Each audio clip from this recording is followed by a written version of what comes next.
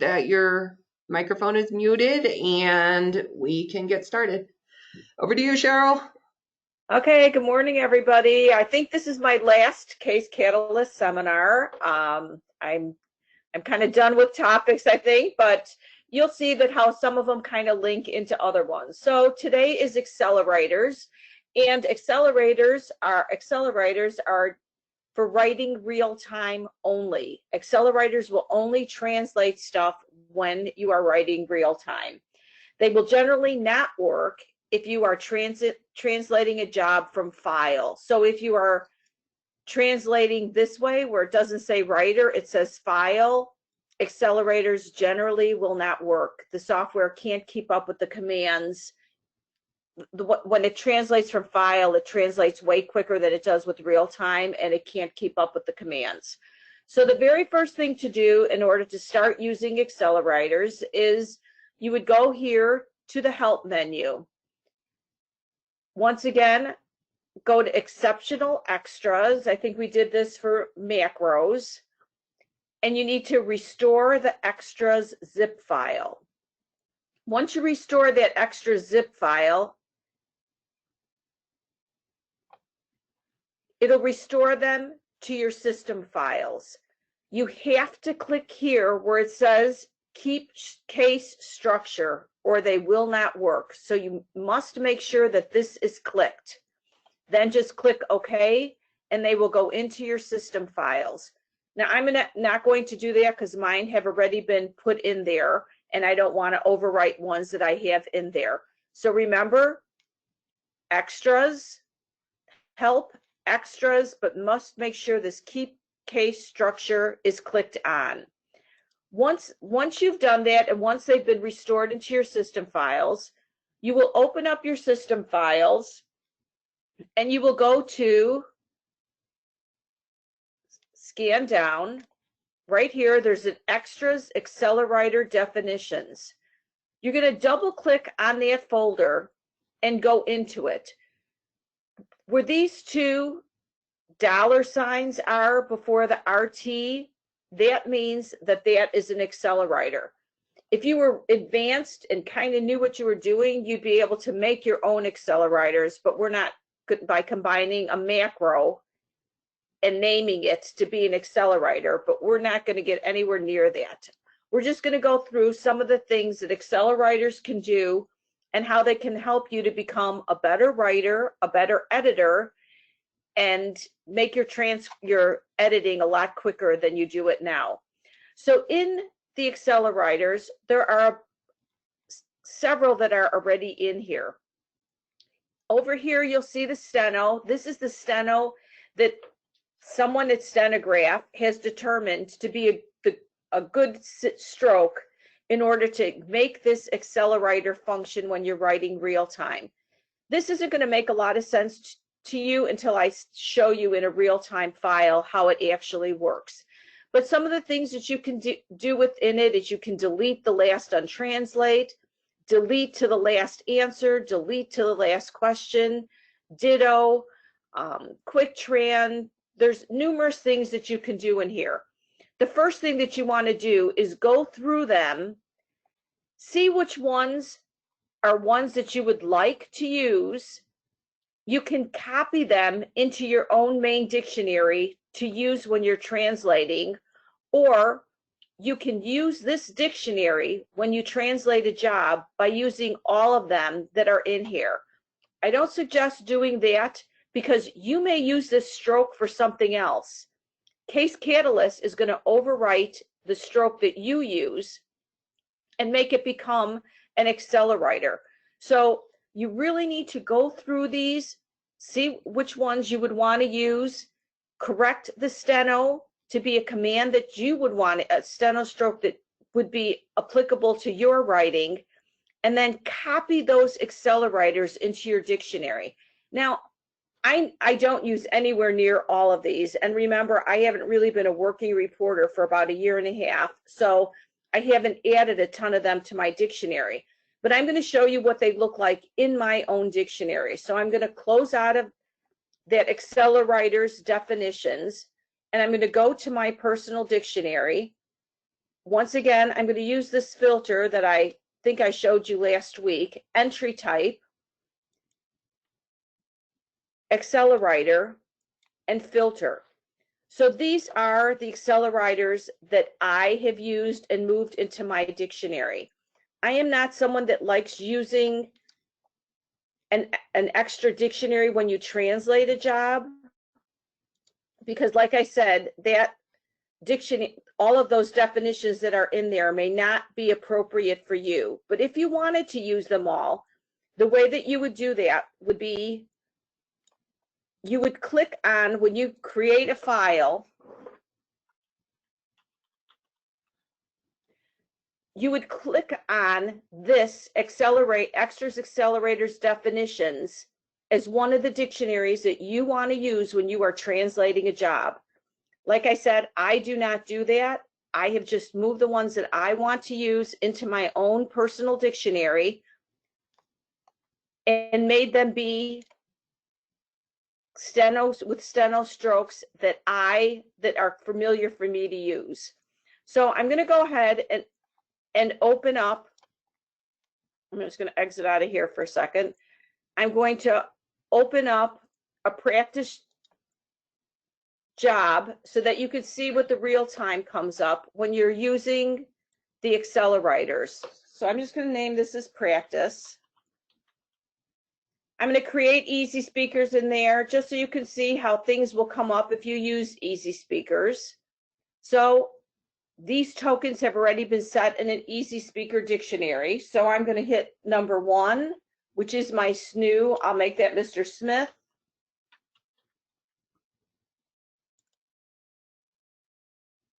2, I'll make Mr. Jones. 3, I'll make Mr. COVID. just so we could be a little humorous in this goofy time that we're all in. Close it. I'm only going to set 3 in, and I'm going to hit OK. I had been practicing this with this name, so I'm just going to overwrite it. Okay, so now some of the things that you can use AccelerWriters for. I started a real-time file. And now I'm going to put in my name. Now I want to spell my last name. So I'm going to hit the command. I'm going to open up my notes here so you can see what my steno notes look like.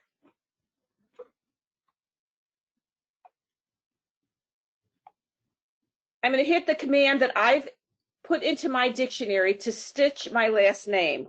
I use the command of STCH.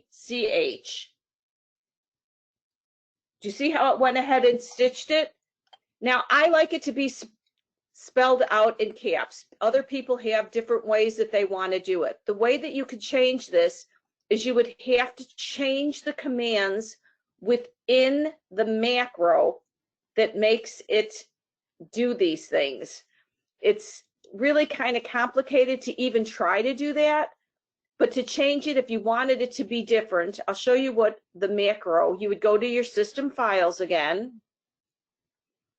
A lot of things are in your system files that you probably don't even realize are there. Macros.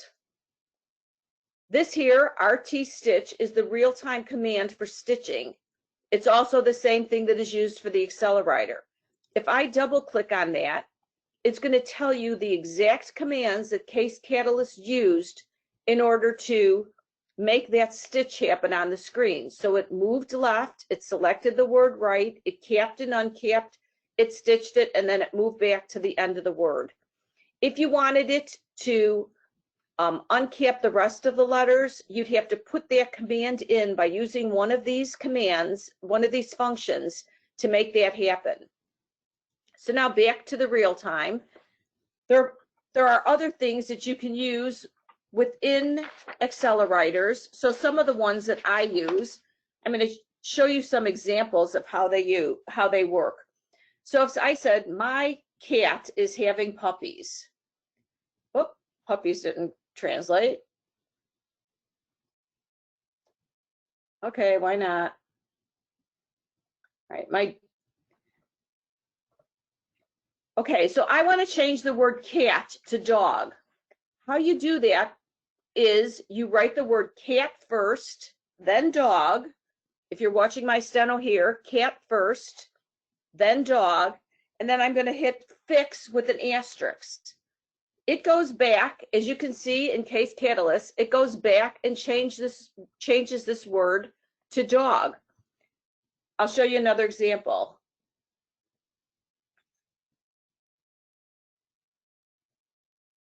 Now, if I want to change my daughter is in school to my son is in school, I would write my stroke for daughter, my stroke for son, and then fix. Do you see how Case Catalyst went back and changed the word from daughter to son? That's another example of an AccelerWriter. Now the command you'll see here, this command right here, fix with an asterisk, is what made that word change. Some other things that you can do within Case Catalyst, I'll go ahead and show you the stitch again now that my notes are up.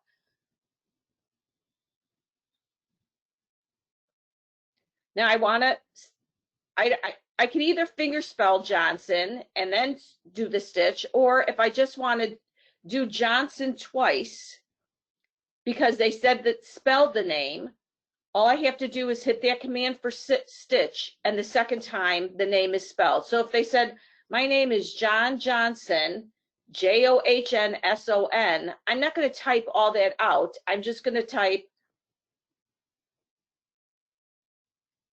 the word again, Johnson, and then stitch, and it automatically will stitch it. Another one of the things that you can use is for an interrupted question and answer. So the testimony is, when you went to school, the answer was interrupted, and the person said, I didn't go to school. But the attorney wanted to come back and finish the rest of the question, or it was just an interruption. You put the question mark again, then you hit the command for interrupted, which is RU*PT.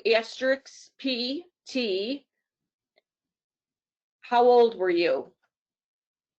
So it automatically went back, put these dashes at the end of the sentence, and put the dashes at the beginning of the next sentence to make that an interrupted question. There's also another command within AccelerWriters that is to delete back to the last answer. So if the command for that is initial D and asterisk, and then the final blank. So you would hit D, final blank, and it's going to delete back to the last answer. So all of that was just deleted by one command. That's why I told you, if that is a stroke that you use for something else, you cannot just put that into your dictionary, because all of a sudden you will have stuff deleted and you'll have no clue as to why something was deleted. So I'm going to continue writing something. And I'm going to give you the command to delete to the last answer. Whoops. You can tell I haven't written for a while.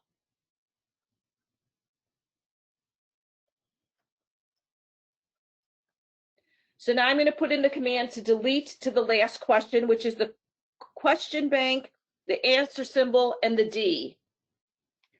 It deleted back to the beginning of the answer. Same thing, if you use that stroke, which is the initial bank for the question bank with an asterisk and a D for something else, Case Catalyst will go back and delete all of that if you're using that AccelerWriters dictionary. Now, there's also things that I know a lot of you now that when you're writing things, .com, .net, those things are coming up, and it's really kind of a pain to be able to have to go back and fix that to make it all join together. There's also a command that is, now this is in the real-time dictionary, but these commands are things to make the words become one. So if if my email address was cbaroni.com, well, I'd have to put a space in there. It would be C, delete space is delete. You have to put the delete space in there or it's not going to work. But I'm going to say, I'll just do my email is Baroni, and I want it to be .com. I hit the stroke for DAUM, the stroke DAUM right here. That is in my dictionary for .com. If I wanted it to be .net, the command for that is DAUT. I didn't write my last name right. So if it's girls go to school, you would have to put commands in here when you're writing the web address to delete these spaces. Once those spaces are deleted, you'd hit .com and it adds to the .com. Same thing with .net. It would do the exact same thing. If it's .edu, the command for that is DAUD. .org is DAURG. So all of those commands are real-time commands that it automatically knows how to push the words together to make it into a web address. Now, there's also, you see here, when you're writing real-time, I was never a big fan of using the brief forms that came up, but I'm very much a fan of using an untranslated word to pick which one it was. Now, the way you would do that is when these come up in blue in the brief it pane like this, Case Catalyst is trying to determine a word for that. So if there's something that's not translated, like this bore, it really was I'm really just misstroking. But if I wanted it to be someone's last name of Bohr, I would hit 1 and the final D. It'll go back, it'll cross out these two, and it goes back and picks the one name that it knows is correct. Now it will, if I write that again, it automatically knows, as you see here, to make that into the name Bohr. You can, if you don't want it to go into your dictionary, you would hit 1R to just replace it for that one time. Instead of hitting 1D down here, this will define it. If it was the second word, if I wanted it to be the second word, B-O-A-R, I would have hit 2D. If I wanted it to be Bohr this way, I would have hit 3D. Those, though, go directly into my dictionary.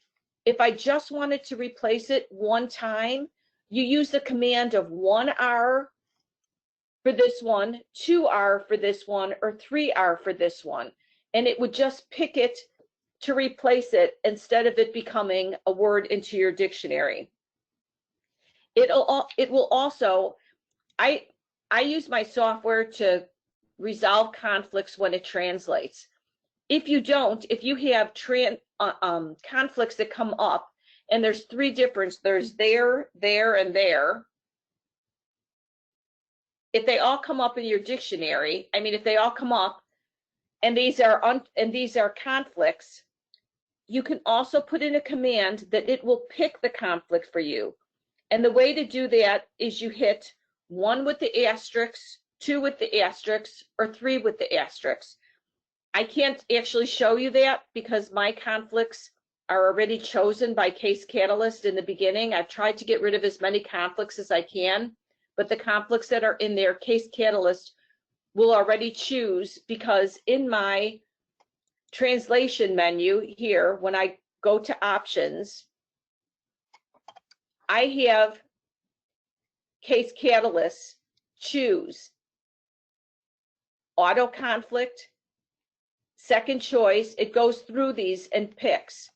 The auto conflict, the more you confirm a conflict so that it picked the right one. So if I had there and there were a conflict, and most of the time it should be this there, the more you approve it, like hit enter when it picks the right conflict. Case Catalyst Dictionary continues to learn which is the right one with the words around it. So it learns that the words around it, in that context, it should be the word there versus there. So you have to make sure when it comes up in blue, I'm trying to think of a conflict that I have. I'll go to my dictionary.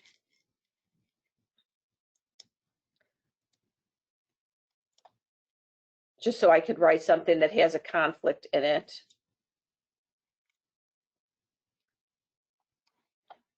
Okay, so a forward and a forward.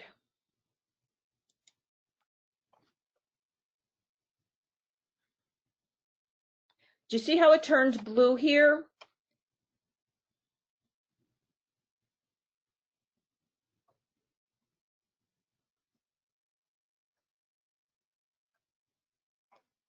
I want Case Catalyst to know that it picked the right one here. So on my machine, I would write, it's going to tell you which conflict it is along the bottom. A forward, can you see where I'm showing here? A forward, a forward, or a forward. I want it to know that it picked the right one. You need to hit enter so that it knows that it chose right. So the next time it sees I can and then a forward, that it's picking the right one. So it's using the grammar rules to learn from you in picking the right conflict. The more you go in and hit enter that it picked the right one, the more it knows that it's doing the right conflict conversion for you. If you keep those words as blue and you never hit the key enter, Case Catalyst doesn't know that it chose the right one with the surrounding words. So the only way it knows is by you confirming it for it. Go ahead and hit enter so that it knows it picked the right one, so it could build your conflict dictionary to make it be the right words. If it hadn't come up, if all three of them had come up, and I wanted it to be the first option, I would hit 1 with the asterisk, and it would have replaced these three. It would have taken these conflicts out and just placed it with the correct answer of a forward. Now, there's other things within real-time writing that work in conjunction with AccelerWriters. That is the Power Defined Dictionary. Now, I know a lot of you are going to say, wow, that's way too much to even absorb at one time. But if I knew that something was not coming up right, say I wrote, and I wanted the name, let me think, I wanted that to be the name Susie, and it's not coming up. I would hit def, and up comes a power define box. So now I'm writing real time. I'm going to repeat this command of this stroke of how I wrote it. I'm going to hit tab. It will take me to what I want this text to be. Finger spell it.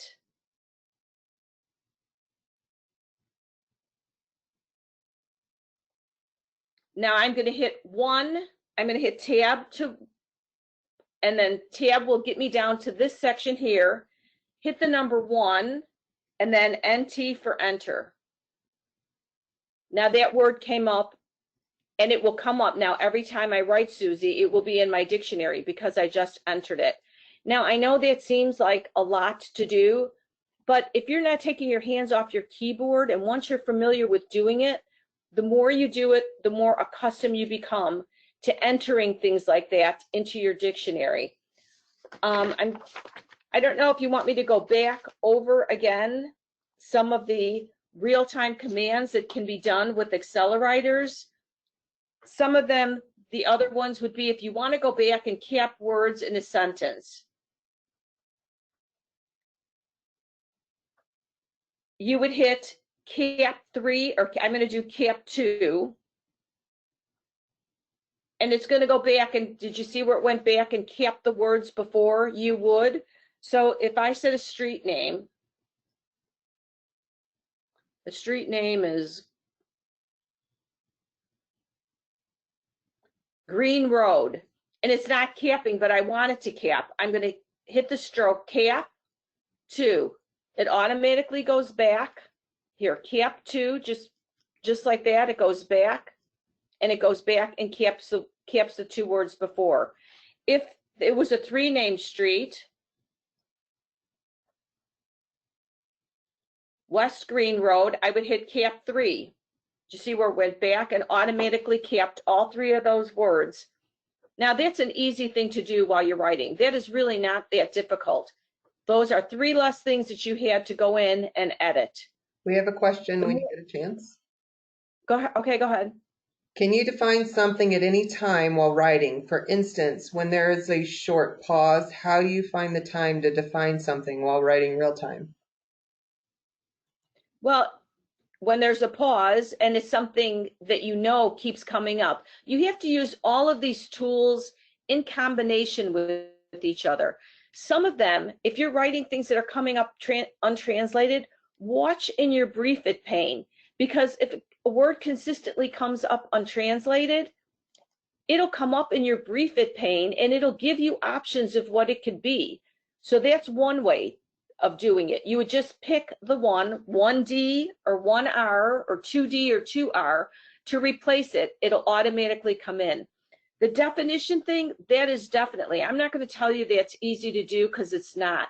You have to be confident of your real-time writing skills, and you have to be confident with your finger spelling.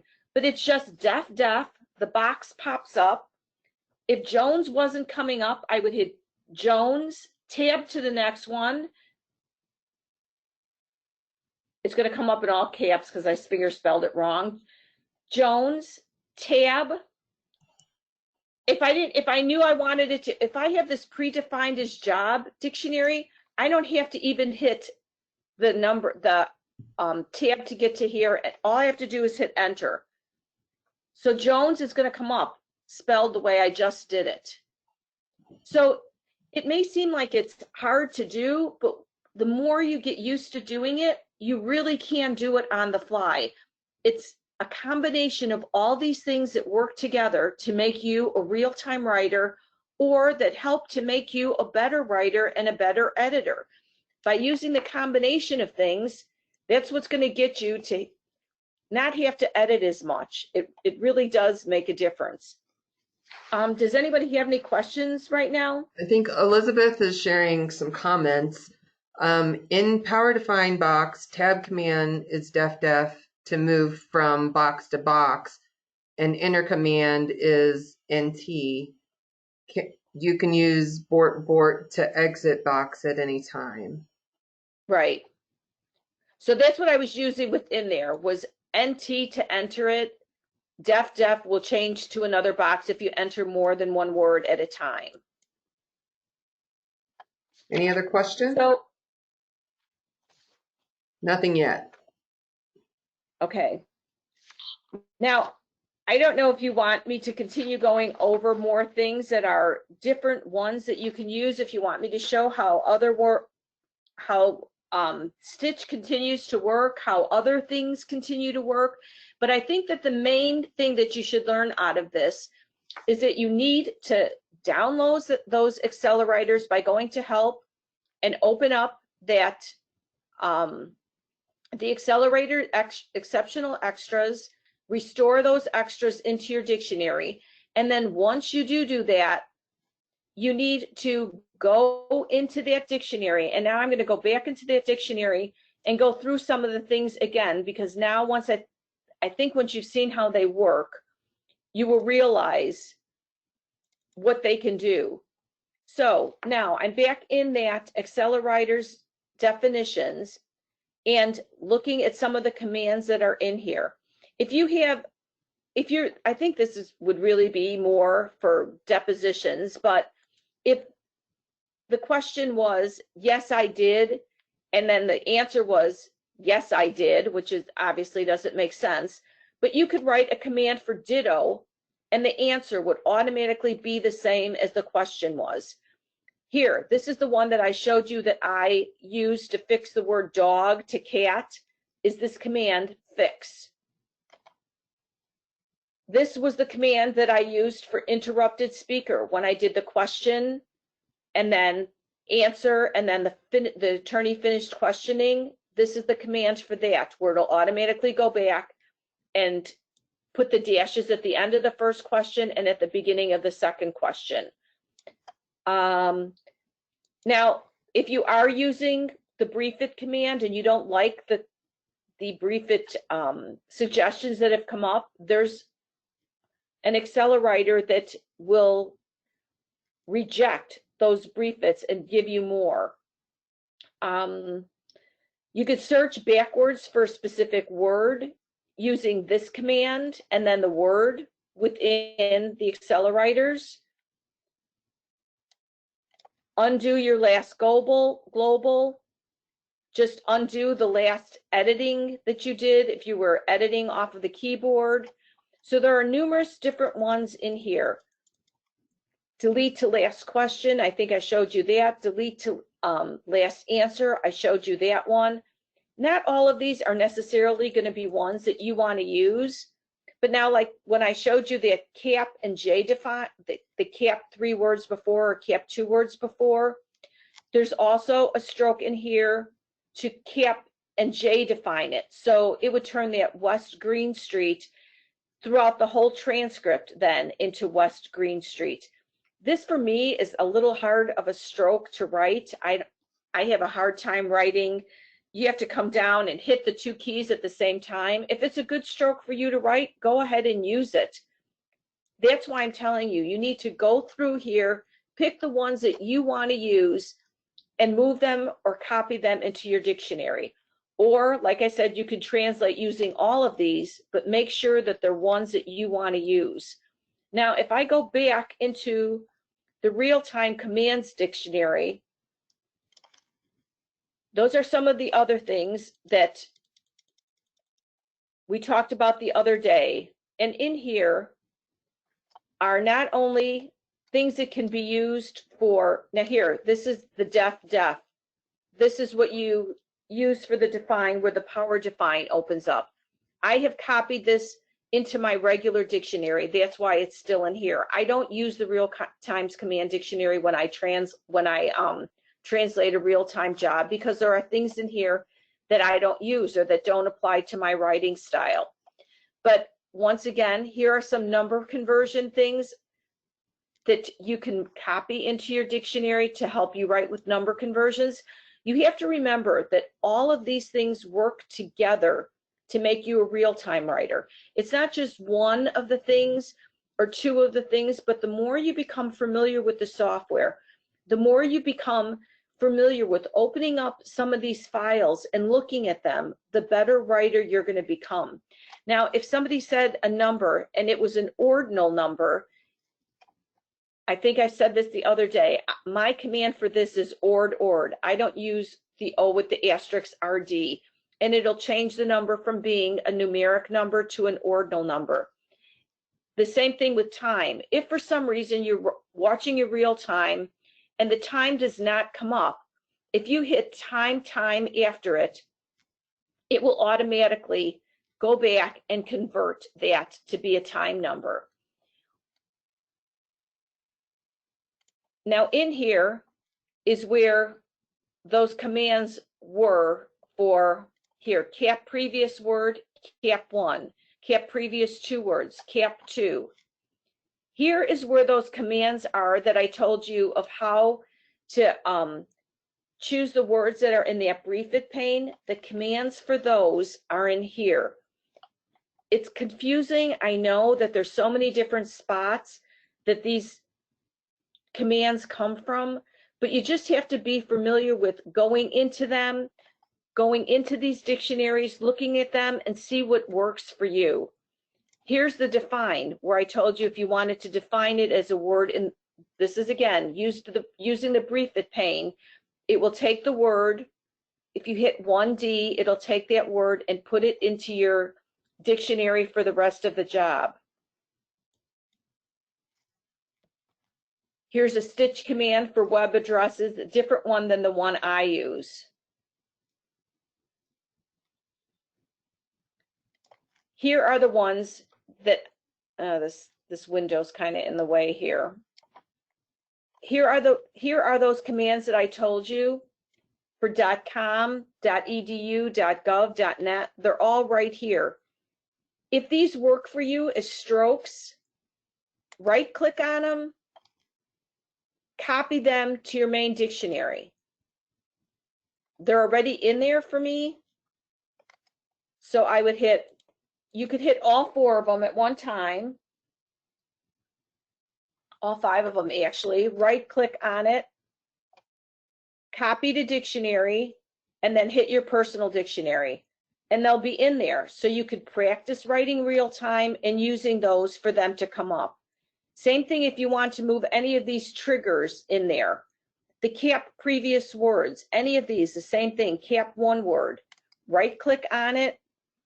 You can either copy or move it to your personal dictionary.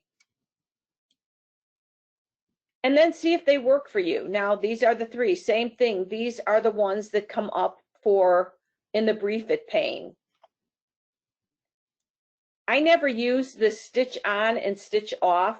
These commands I think could be dangerous because you could turn stitch on using this command and then your mind goes blank as to what stitch off is, and all of a sudden you're writing and every single word is stitched. So think of the worst possible thing that could happen with some of these commands, and it can possibly happen. I never turned off audio because there's commands in here to turn off audio, and then this command is to resume your audio. If you turn off the audio and you forget to hit zoom, this command to turn it on, you have no audio left. So I have never used that as a command.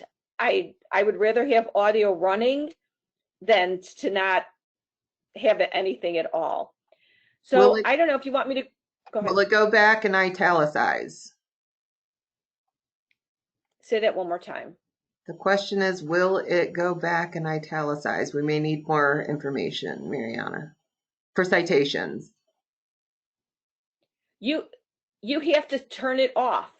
You can turn italicize on, but you have to remember to then turn it off. It can do anything you want. You can add things to here, but you really have to know what you're doing in order to let case catalysts do these things. I mean, when there were times that we have to write for people who are deaf and you're writing real time for them, I have used this font big, and when you use that command, the font will become larger on your screen. So those are other commands that you could put in.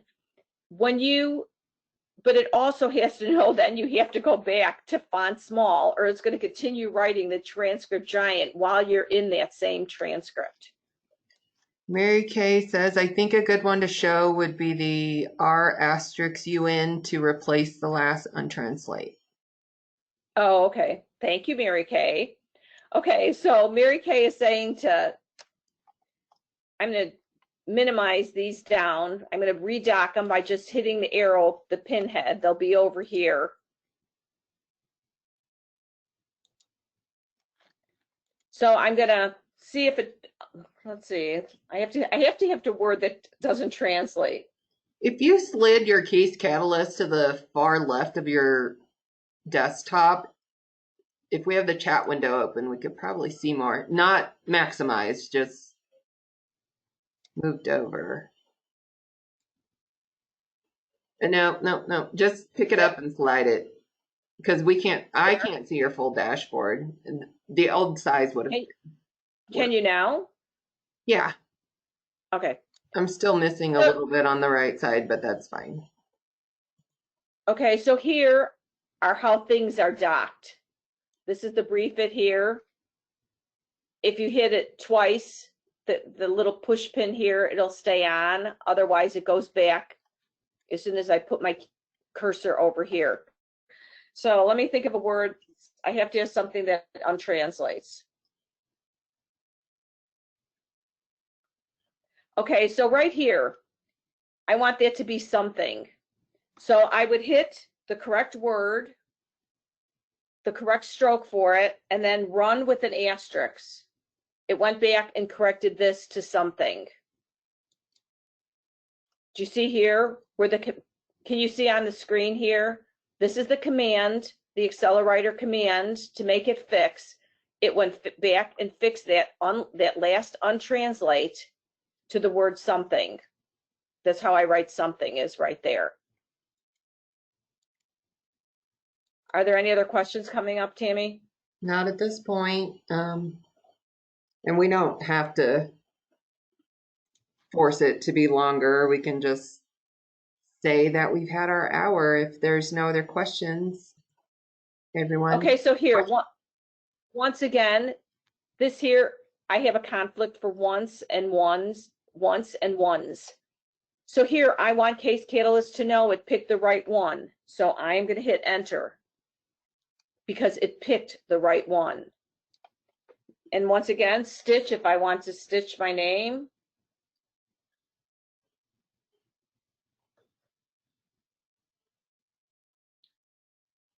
I wrote my name here.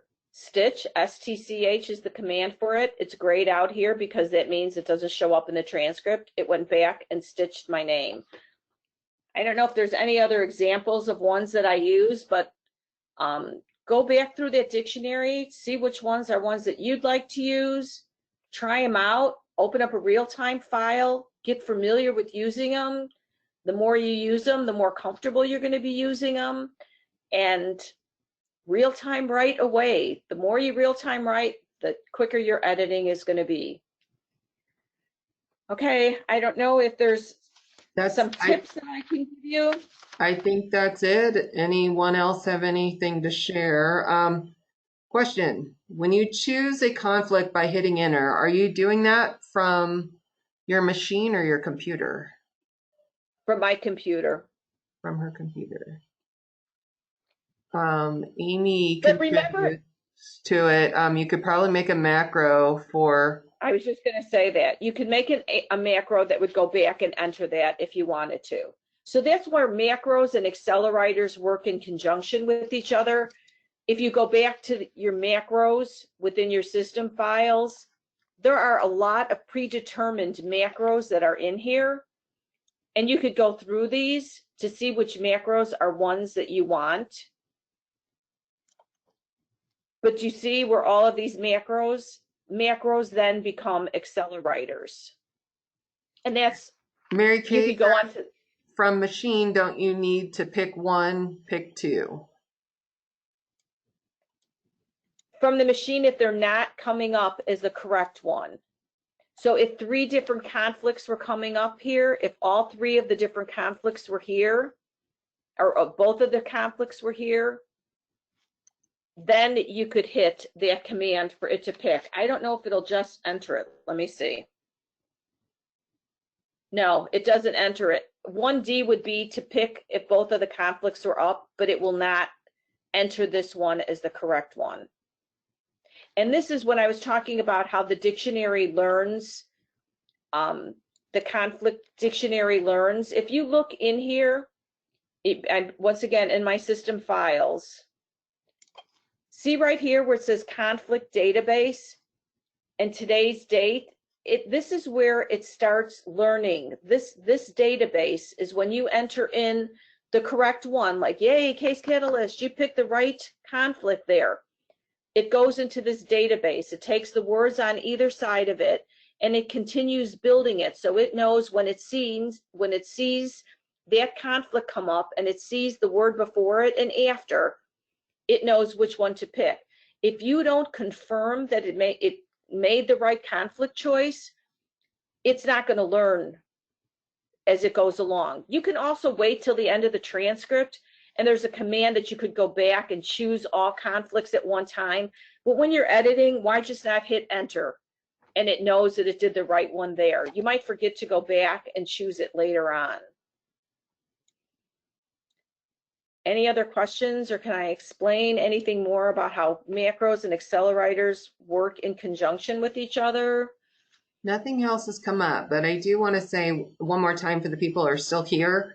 If you've attended multiple sessions, I'm going to send one certificate for all of them. That way, if you need to apply for credit from NCRA, it will all be on one certificate, and you won't have to pay for each individual submission. And as a reminder, we're reimbursing you for that. Obviously, we're saving money on not having 2 seminars this year, so we have no issues with reimbursing you if you need to apply for credit through NCRA. It may take a little while before we get back into the office where I could do invoice vouchers because those have to be on paper. But other than that, we'll just hold everything. You can email me your invoices for submission and I will get you reimbursed after the fact. It can take a little while though.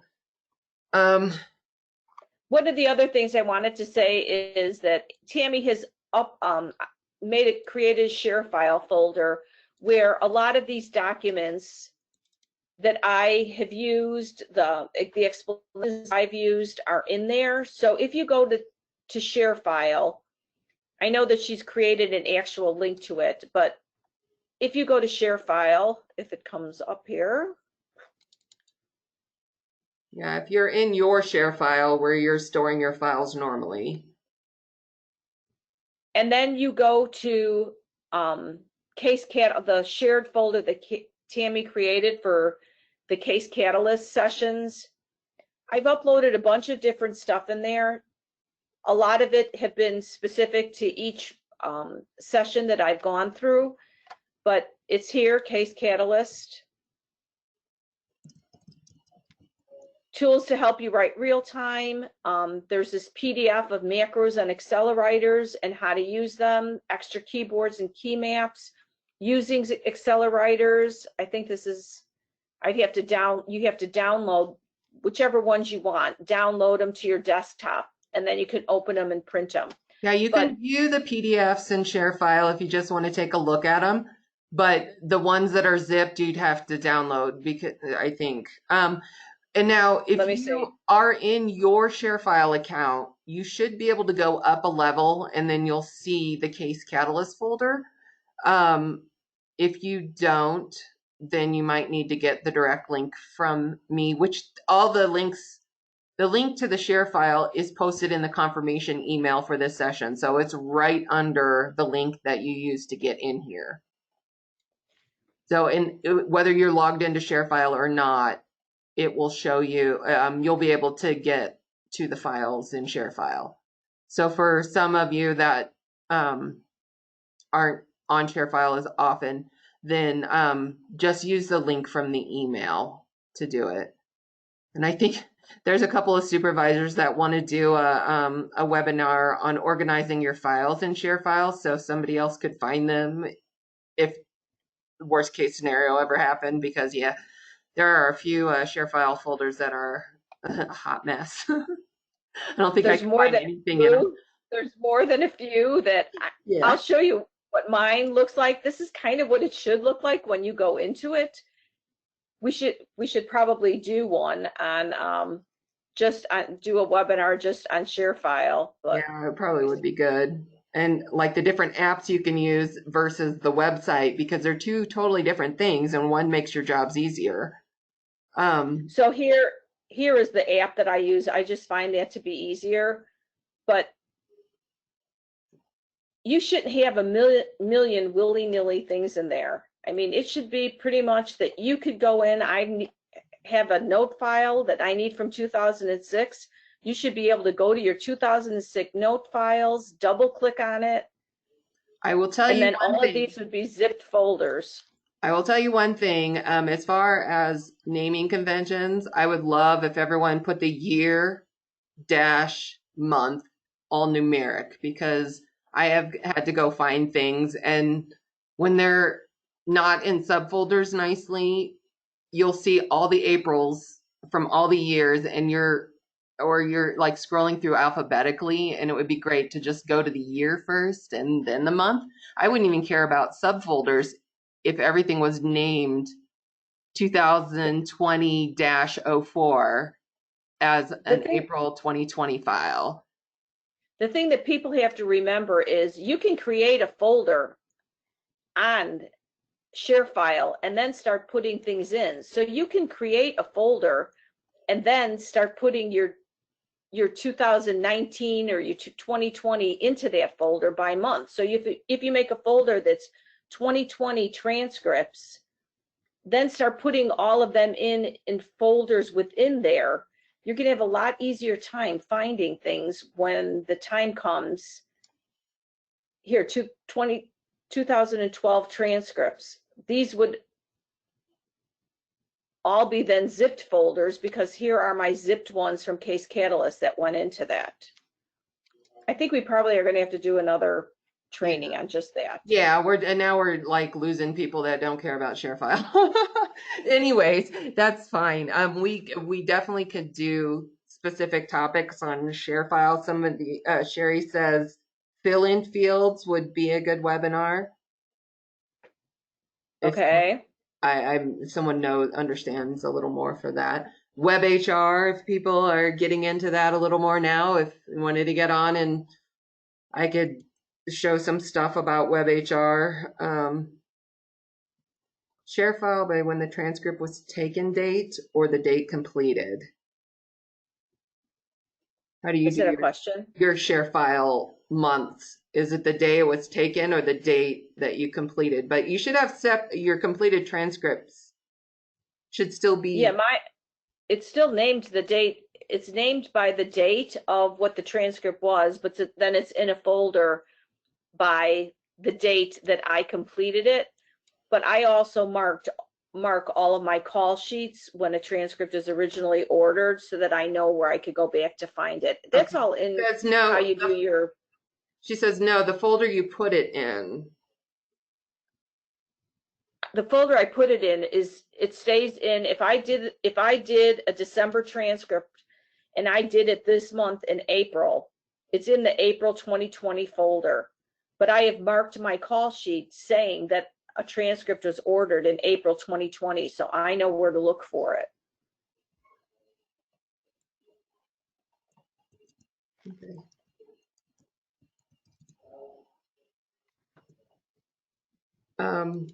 Okay, let's see. Fields and ShareFile would be good. Is ShareFile just an app that you download? I just organize my backups in OneDrive. So ShareFile, she's a retired reporter, so that explains why ShareFile is a little less used.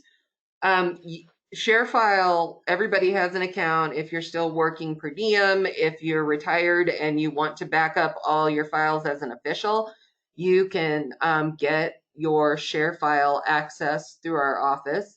It is like OneDrive or Dropbox, free of charge, no limit on file sizes, so the audio can be uploaded if you want to back that up. ShareFile should never be your only backup. You should be backing up for yourself on like a external or something like that. I don't like trusting just a company or one thing to back up your files, but obviously it is something that free of charge that we give to all of our port reporters. And they do have apps. So once you log in through their website, you can download apps and use it on your desktop so that you don't have to log into a website every time you visit it. So that's it. I think anything else for me? Not really. I think we're done for today, and maybe we'll add ShareFile and Web HR while we're still going on here. I don't know if you all saw that I created the Illinois Courts Information Session, so everyone who missed it in Springfield and Collinsville can attend at least that session. If you do have Q&A for me, you can submit it through the website, the ilcrs.com/seminar. There's a link to submit Q&A. And I think that's it. So I don't know how that's going to go on a webinar, but I'll try my best to see if I can do that. It's not anywhere near as easy as you think when you're trying I know it's not going to be easy because hard to read the chat, but I'll probably have Dusty be my moderator so she can keep an eye on the chat window. But I would hope that I get more more questions beforehand, and I'm gonna make a PowerPoint for the presentation to share, because it's a lot better to be able to share a screen with something. So I think Right. that will be it. Okay. Thank you all for attending, and we have Thursday, we have a online invoicing with Wave invoicing. So that's how you can send attorneys, private attorneys bills through email, and they can pay you by credit card. So that will be the next one up on Thursday. We will see all you then if you attend, or if not, stay safe. Thank you. Bye. Bye.